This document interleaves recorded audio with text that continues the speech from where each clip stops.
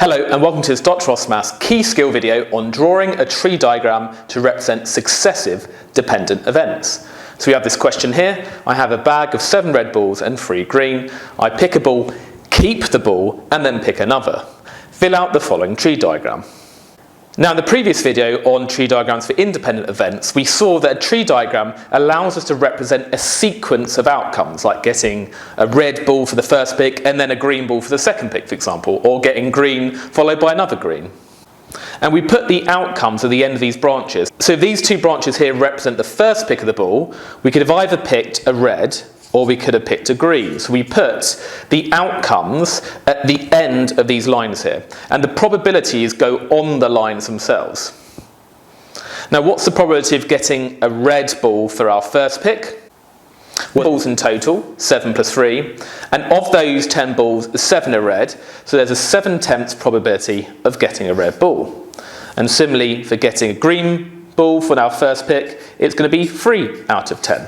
Now after I've picked a red ball, for the second pick, I could either pick a red ball or a green ball again. So let me put the red and the green here. So if I follow, say, this path down the tree from left to right, picking a red, then that's saying I've picked a second red. So that would be red, red. That would be picking red for our first pick and then green for our second pick, and so on. So a particular path through the tree represents a particular sequence of outcomes, in this case red followed by green for the second pick. And these probabilities here depend on what ball we picked for our first pick. So this probability here, that's picking red on your second pick, but given that you picked a red for your first pick. So let's consider what happens. If we've picked red for our first choice of ball, how many balls do we have left? Well, let's think before and after. Before, we had 7 red and 3 green. Now if for my first pick I picked a red ball, so we pick red, what do we have left? Well, we're going to have 6 red left, but we're still going to have 3 green left. So now we've only got 9 balls left. What's the probability of picking a red ball now? Well, it's 6 out of 9 total balls, so we're going to put 6 9s. And you could simplify that probability, but I'm not going to here.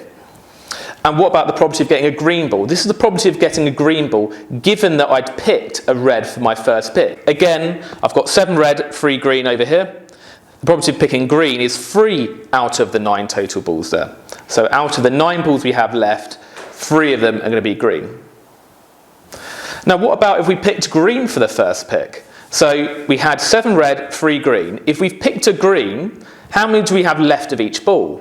Well, we still have the 7 red left, but we've only got 2 green left because we've picked a green. So if we have 7 red and 2 green, again we've only got 9 balls left. The probability of getting red, if we put red here and green here, the probability of getting red on our second pick, given that I picked a green for the first pick, is going to be 7 out of the 9 possible balls I have left. So that's going to be 7 9ths. And the probability of getting green for the second pick, given I picked green on the first pick, is going to be 2 out of the 9. And notice that these probabilities here of getting red and green are different depending on whether you first picked red or green. So the probability of picking red on the second pick here is 6 9ths if I picked red on the first pick. But the probability of getting red on the second pick is 7 9ths if I picked a green on the first pick. So you can see that these probabilities are dependent on the first pick of ball. So that's why we say that these 2 picks are dependent events, because the second event depends on the outcome of the first. In the next video on this topic, we're going to see how we can use this tree to work out the probability of a sequence of events, for example, red followed by green.